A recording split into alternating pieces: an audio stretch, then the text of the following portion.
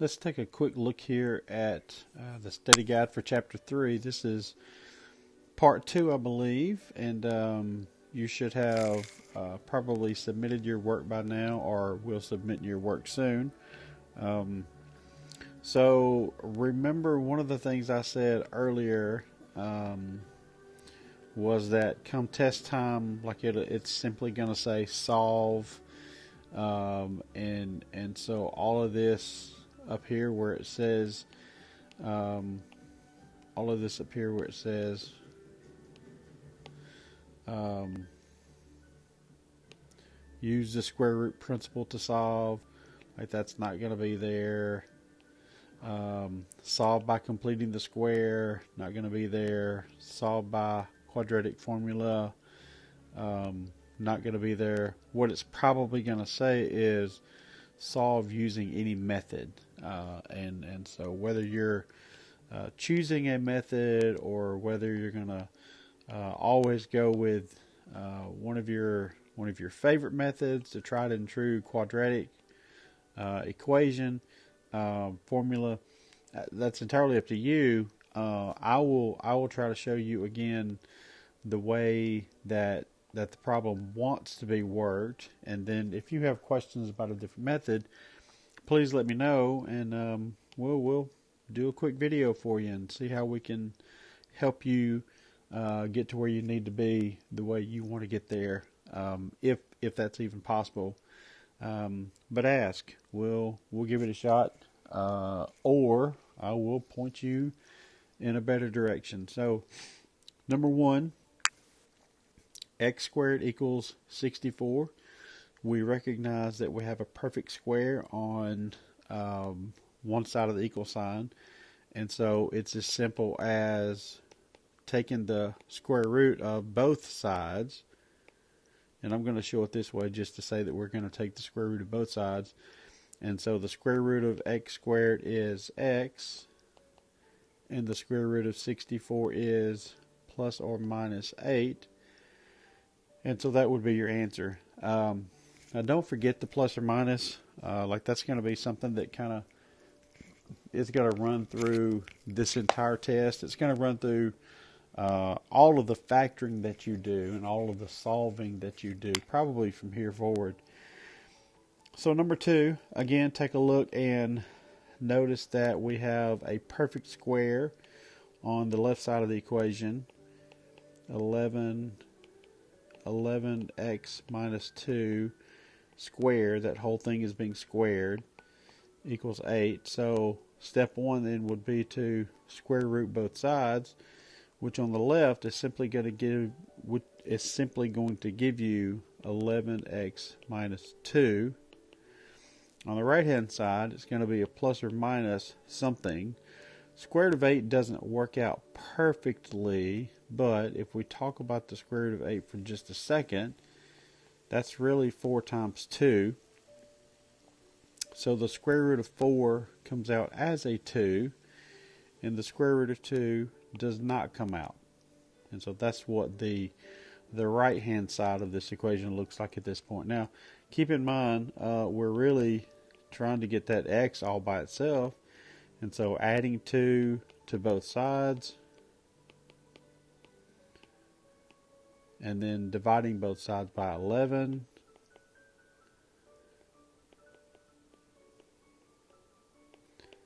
and none of this is going to look pretty, but I want to go ahead and kind of get you ready for what type of answers you might see on a standardized test or on an upcoming multiple choice test possibly.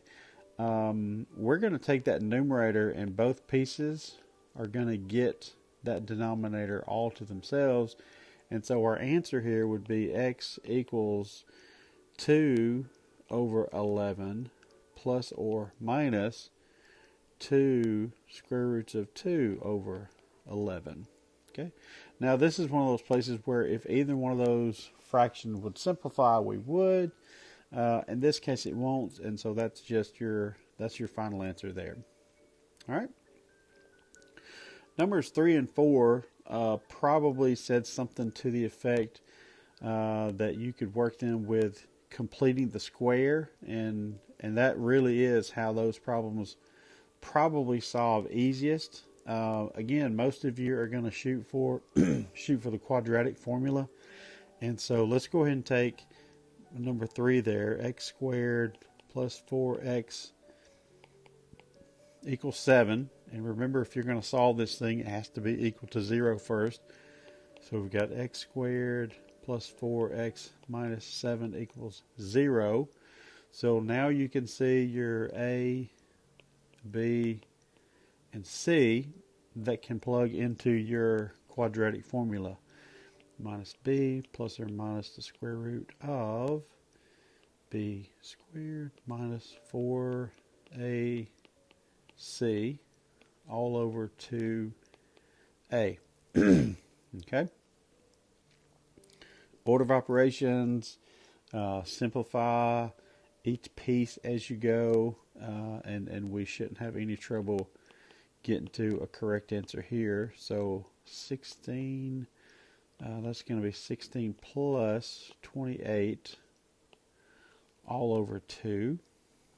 All right, now, wow, this got me doing some math here in the middle of the night that maybe I don't want to do.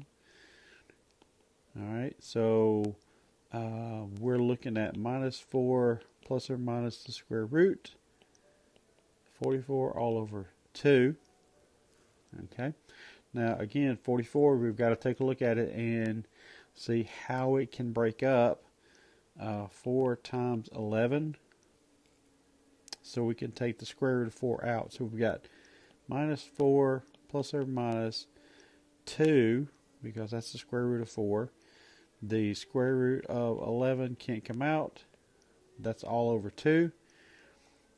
Remember that final step, and we just talked about it. Let's take the numerator and the denominator and split it up over the denominator, right? So both parts of the numerator get a piece, get a copy of that denominator. And then from here it simplifies. So x is going to equal the negative 4 over 2 reduces. The 2 over 2 cancels. And that should be your final answer. Okay. Number 4, we would take a similar step if we're going to go completing the square, and we're going to go 25x squared plus 50x, and I'm going to go ahead and take that first step and add 21 to both sides so that I can already be equal to 0, because if I'm going to solve, like, I've got to be equal to 0.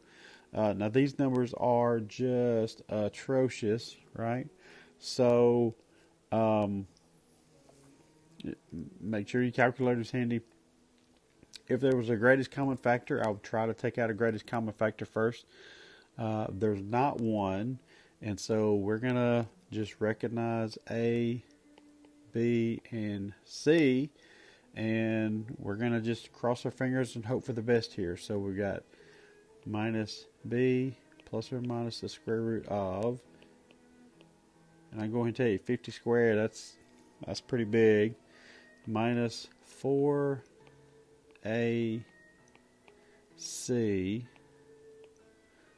all over 2A. Now this answer might not work out to be that bad.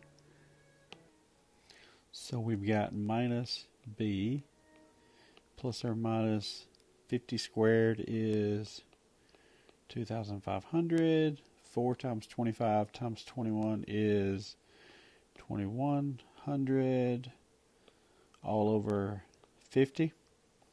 Okay. Then we've got minus 50 plus or minus the square root of 400, and that's just us doing math. That's not really concept issues right there. So minus 50 plus or minus square root of 400 actually works out pretty. It's 20, and that whole thing is over 50. So we can do minus 50 plus 20. You get minus 30 over 50. We'll reduce that. And minus 50 minus 20 is minus 70 over 50, and we'll reduce that. And so for number 4, we have x equals negative 3/5 and negative 7/5. Okay, easy enough. For number 5, there's really not even any rewriting that has to be done. We're already equal to 0, so we've just got to plug into our quadratic formula, minus b plus or minus b squared minus 4ac all over 2a. Okay, so we'll do some simplifying here.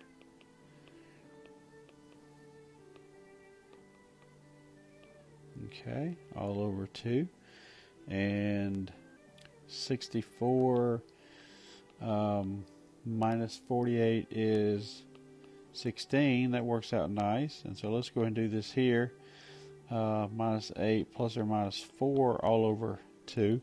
So minus 8 plus 4 is negative 4, would be negative 2. And minus 8 minus 4 is negative 12, which would be negative 6 by the time we divide by 2 on both of those. And so number 5, we're looking at x equals negative 2 and negative 6. Okay. Number 6, again, we're already in a standard form. We're already equal to 0. And so identifying your A, B, and C seem easy enough. So we're going to go negative b plus or minus square root of b squared minus 4ac all over 2a. Okay.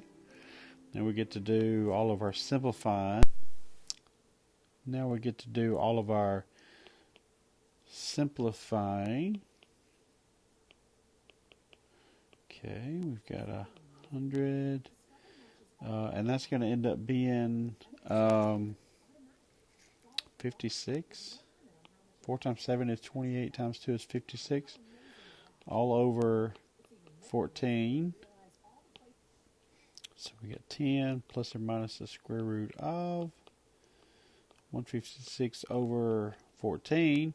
Now, 156 is not a perfect square, so you've got to take a minute and see if there's a perfect square that's in it that then can be factored out. And it's not very pretty, but 156 is 4 times 39. So we've got 10 plus or minus the square root of 4 is 2, gets to come out. 39, which is 13 times 3, both of those are prime. So square root of 39 does not get to come out, and we're all over 14. So again, remember, we're going to break this up.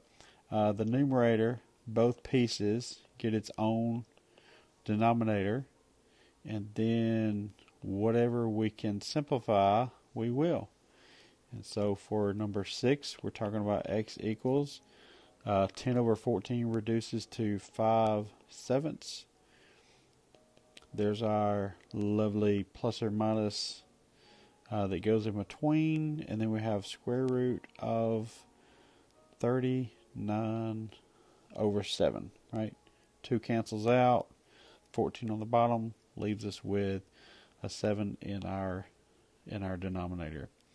All right, now 7, 8, 9, 10, factor using any method. Again, you should be able to simply plug into your quadratic formula. Once you get equal to 0, you should either be able to plug into your quadratic formula or recognize that you already have a pattern. Number 8, for example, is already a square on one side by itself. So you really ought to be able to plug those into your quadratic formula. So take a minute. I'm going to throw some answers up here for you, And if you have questions, please let me know. Okay, for number 7, you should have x equals -1, and you should have 1/3. Okay. For number 8, you're looking at x equals 3 plus or minus the square root of 11. For number 9, you should be looking at x equals 2 plus or minus 6i, and that might be the first time we had an imaginary answer in a couple of times, but if you're taking a square root of, and I think that one ended up being the square root of a negative 144, so the square root of 144 is 12, and the square root of the negative is where the I comes in. So that's where your I come from on that problem. Please let me know if you have questions. We can work it all the way through. And then last but certainly not least, number 10. And for number 10, minus 1 plus or minus the square root of 6/6 if you made it to the fully simplified form. Okay, again, questions, please let me know. We can come back and work through these as much as you need to. So on this last problem, and you'll have one like this on your quiz test, where I'll give you the function. In this case, it's x squared plus 3x plus 2, and you'll have to go through those 5 steps. You'll have to state whether it opens up or down. You'll have to write the axis of symmetry. You'll have to find the vertex. You'll find the intercepts, x and y, and then by the time we're done, like you'll be ready to graph it. So in working through those 5 steps, does this one open up or down? The number in front of the x squared is positive, and so this one opens up. Okay, so opens up. To write the equation of the axis of symmetry, remember that we're going to use negative b over 2a. So this is already in standard form. Everything's on the same side, except the f of x, or in some cases there might be a y on the other side. So negative b gives us this. All over 2a gives us this. And so my axis of symmetry is x equals -3/2. All right. Now, when I get ready to find the vertex, I take that x value and I plug it into the formula. So I'm going to take -3/2 squared plus 3 times 3/2 plus 2, and we're going to work all this out now. Calculator, by hand, doesn't really matter. You just got to get to the simplified version of everything that's happening here. So we got 9/4 plus, that's going to be 9/2. We'll change that in just a second. Remember, if we're going to add fractions, we've got to have all the same denominator. So if that's the way we're going to go, then we've got a 9/4 plus an 18/4 plus an 8/4. Okay, if we add all that stuff together, we have 35/4, which in maybe easier numbers is 8 3/4. I think that's right. So that's our vertex, and when we give the coordinates of our vertex, we have to have the x value of -3/2 and then y value of 8 3/4. So there's our vertex. And then the x and y intercepts, we said that the y was super easy to find because it's just the number that's sticking out there at the end. So y equals 2. That's our y-intercept. To find the x-intercepts, we plug it into our quadratic formula. So minus b plus or minus the square root of b squared 4ac all over 2a. Oh, I missed something. There it is. Okay.